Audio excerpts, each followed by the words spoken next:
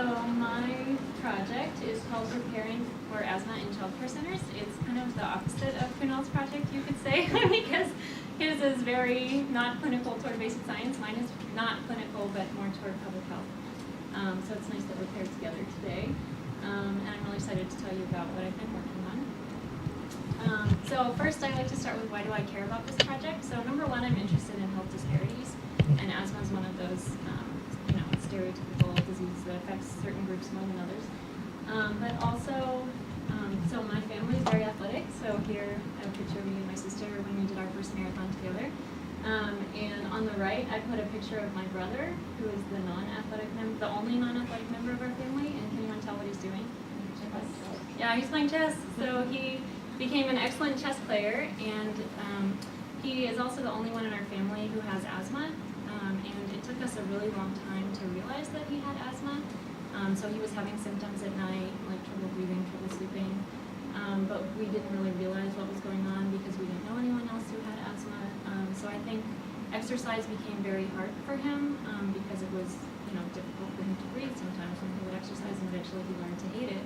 And now he's not athletic at all. So I wonder for a lot of the kids that I've been seeing during this project, if we could help diagnose their asthma and manage it at a very early age, if they would turn out differently and if they would have better lives, and I think that they would, so that's why I really care. So overview for today, I'll talk about background, about why you should care about asthma, as much as I do. I'll talk about why I'm choosing to focus my project in childcare centers. I will describe the methods for my project. I'll talk about progress to date, and then the future work, or like what I'm hoping to accomplish and get out of this project.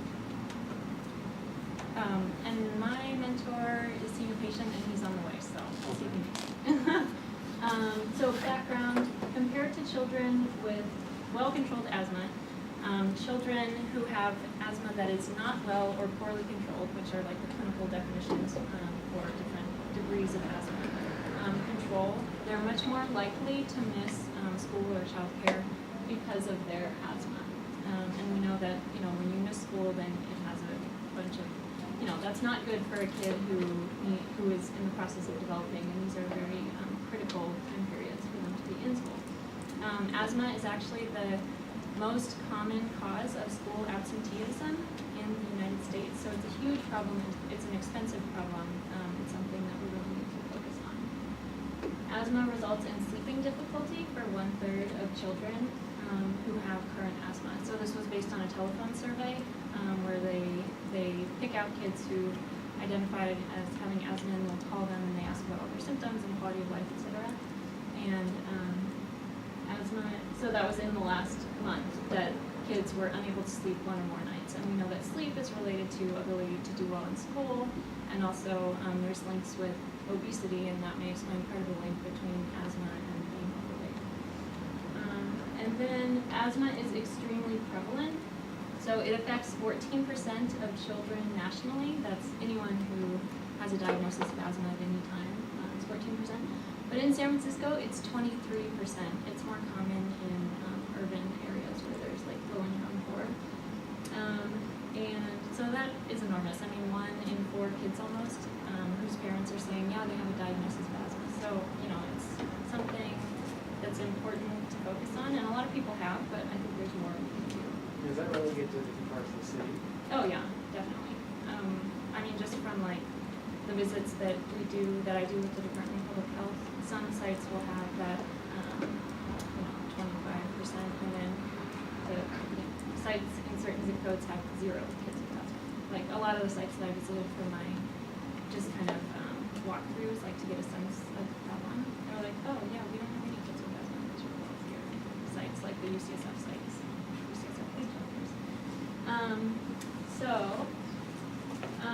Age-adjusted, this is showing the ED visits for kids who have asthma, and here you can see that the kids who are 0 to 4 are visiting the emergency department way more than any other age group.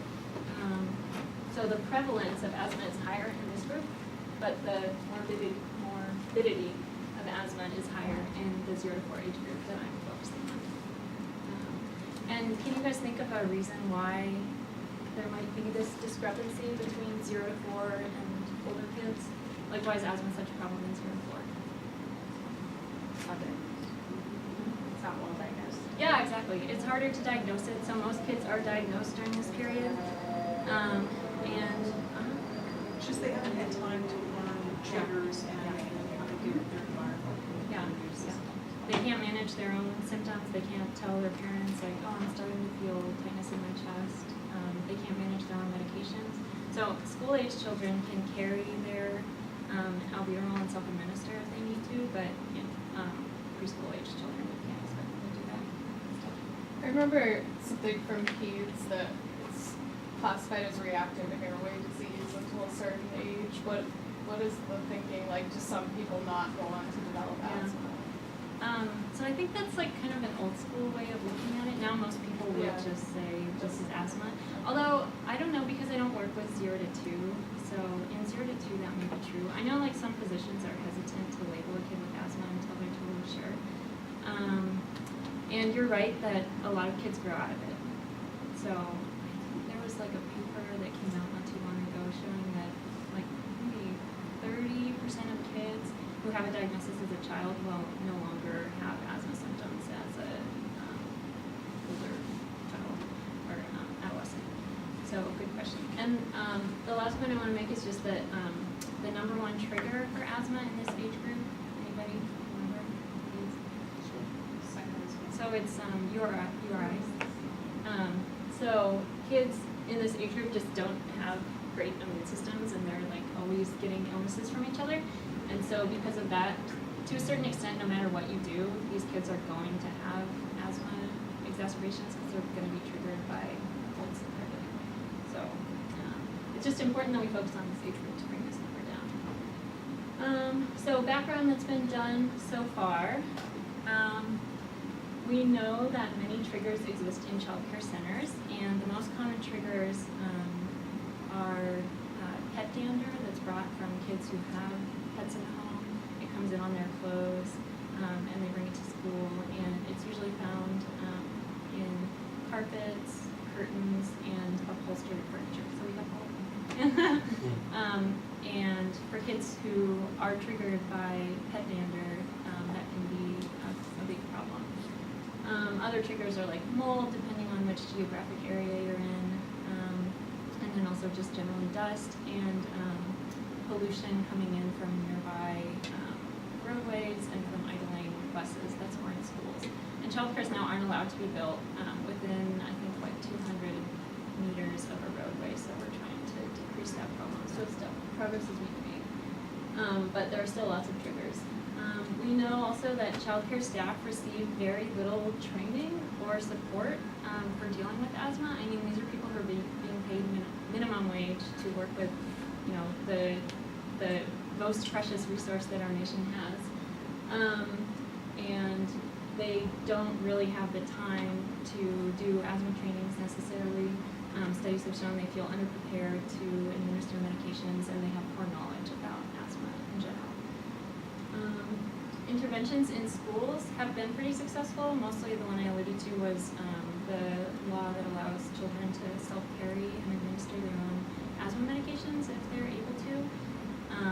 And also just there's like tools for schools through the EPA where sites can kind of look at asthma triggers at their site and make commitments to reduce those triggers to help their students. And then interventions in childcare, there have been fewer of them just because it's a more difficult problem to deal with for the reasons we've talked about. And there have been some studies showing that if you do like a very comprehensive asthma program, you can really get increase the symptom-free days for the kids and like increase provider knowledge and things like that. So, but few rigorous studies have been done. Many states or counties will just say, we know it's a problem because these kids are going to ED and we don't have time to do like a rigorous study, so we're just going to implement this asthma program and assume that it's helping. But California, as far as I know, hasn't done anything like that in childcare. It's more been like on the East Coast and in the South. Okay, so my research questions. So question 1, how prepared are childcare centers in San Francisco to prevent and manage asthma exacerbations? question 2, which characteristics of childcare centers are associated with higher levels of asthma preparedness? And our definition of preparedness is based on adherence to the National Asthma Education and Prevention Program recommendations called How Asthma Friendly is Your Childcare Setting. So this is like a list of 7 things that asthma-friendly childcare centers should be doing. Actually, it's a question. They're questions for the childcare provider to go through. Study design is cross-sectional descriptive study. It's basically a needs assessment. It is mixed methods.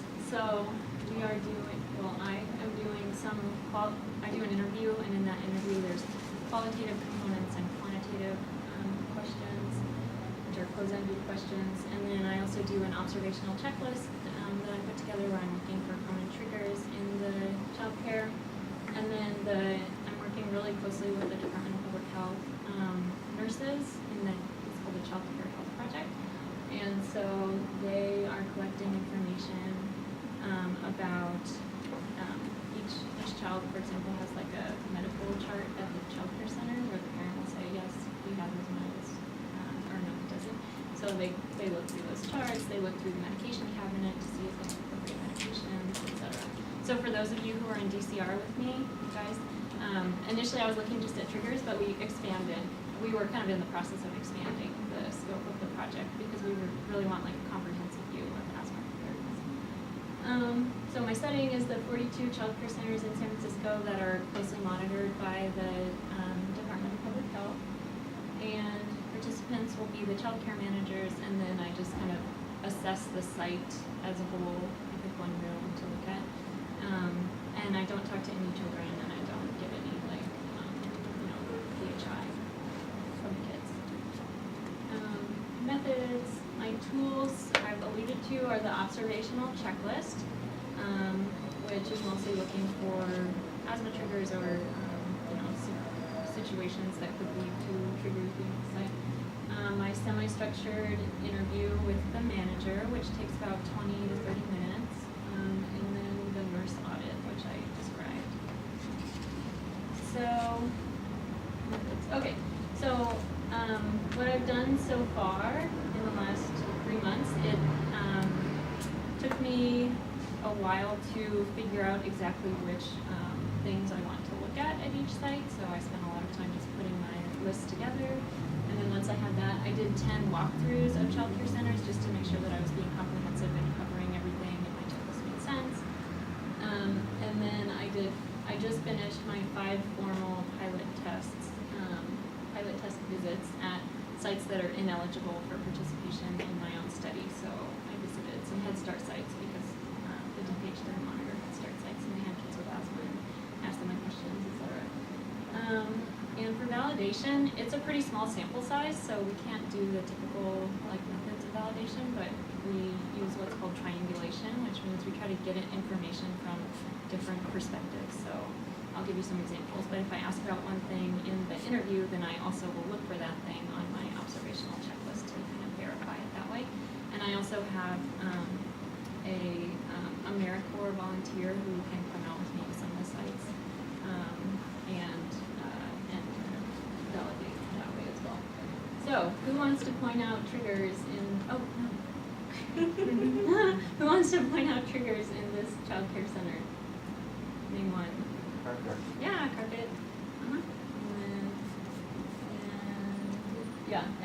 These and the rugs.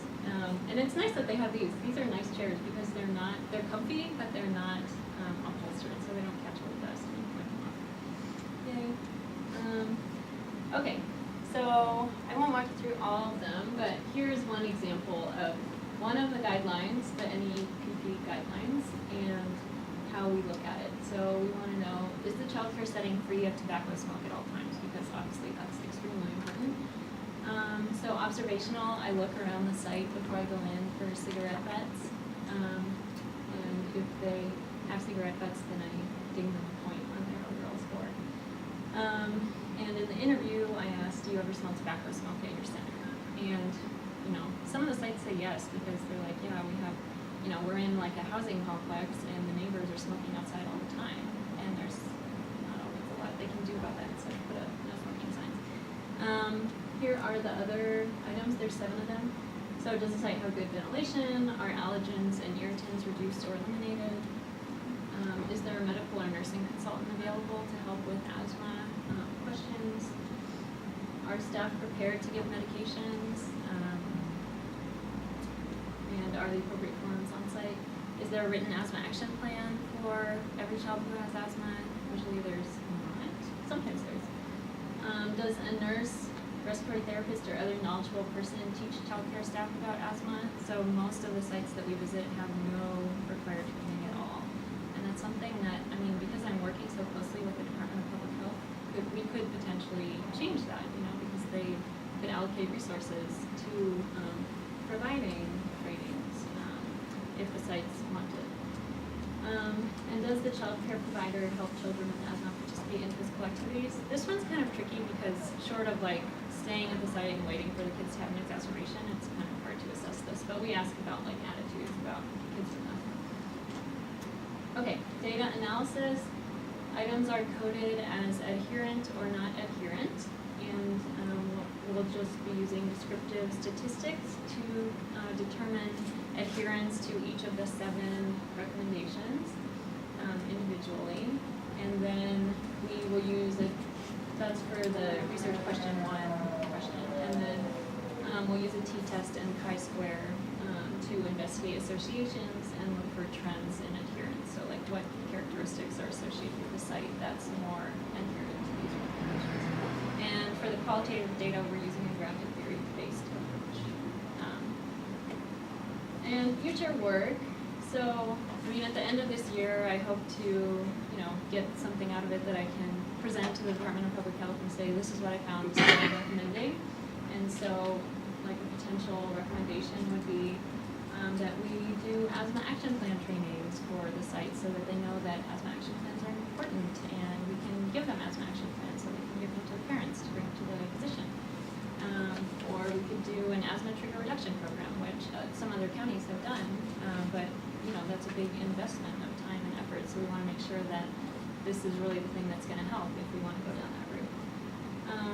We also, so that's research question 1. For our findings from question 2, if we see that certain things are associated with better sites, then we can work on improving those things. So an example might be if the child care providers say, well, I don't think asthma is a problem, then we can do trainings to say asthma is a problem, this is how it's affecting the kids at your site, and this is what we can do about it. Okay, and I want to say now thank you to my mentors. So Michael Cabana and Nisha Patel are in general pediatrics, and Curtis Chan and Jody Sicky are at the Department of Public Health, and I kind of split my time between both sites. And then also thanks to my funding, which is through the Path grant, which is for people doing health disparities research or companies and enterprise. Yeah. Thank you. Any questions?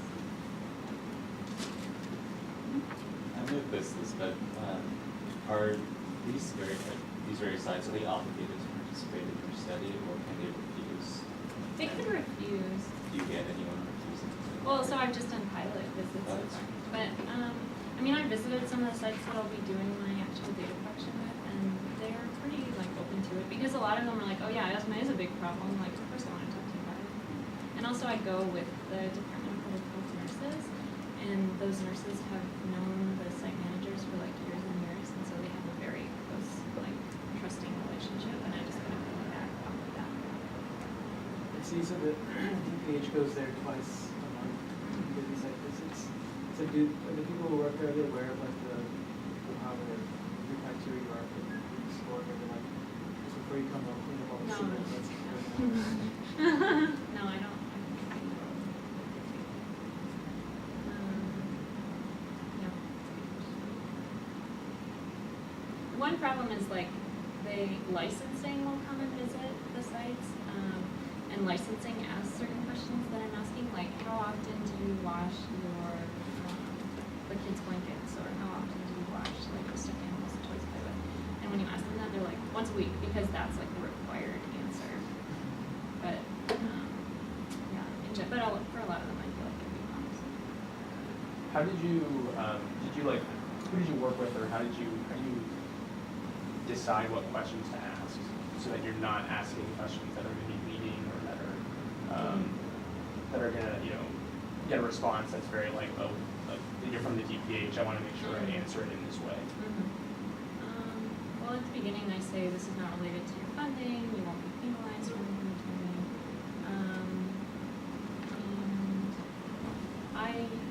You said, how did I, come up with the survey questions? Or, yeah. Those. I tried to take questions from existing instruments, so some of those are from that. Sometimes I just use the questions verbatim from these recommendations, like, do you ever smell smoke at your center?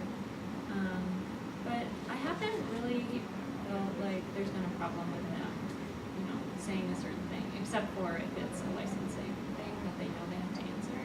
But most of the questions are fairly like open-ended, and they don't always like know what the right answer is. Where are the key triggers referenced from? In other words, I'm sure there's previous research that you've Yeah. drawn on to determine what the top triggers are. Is that, where is that source from? I used a lot of different sources. So I did a literature review, and there was like a great paper from 1999 that looked at like every possible trigger. It was done in Texas, so it's a little bit different from where we are, but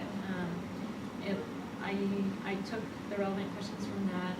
And then there's other tools that are put out like by the Asthma and Allergy Foundation of America, and there's one by Lung Chicago based on an EPA trigger list for homes. And so I used items from those as well, and those aren't validated, but they are from like reputable organizations, so we felt like that was okay to use. Chelsea, nice presentation as usual.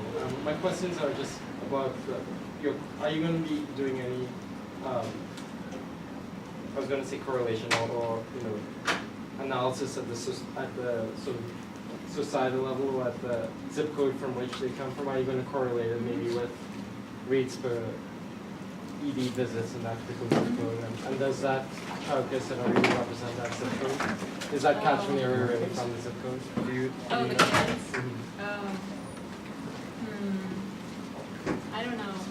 Yeah, I'd I have mean, to, I'm sure I can find that out. Yeah. I mean, I was just That's curious good. about it. And then I was excited, you know, I'm already thinking about interventions that you can do and then following interventions. So one thing to think about whether or not, you know, what would be your baseline pre-intervention? This would be the time where you would get some of these baseline Yeah, that's true. measures as well. I mean, it Maybe I could should be build like that in. ED visits, Yeah.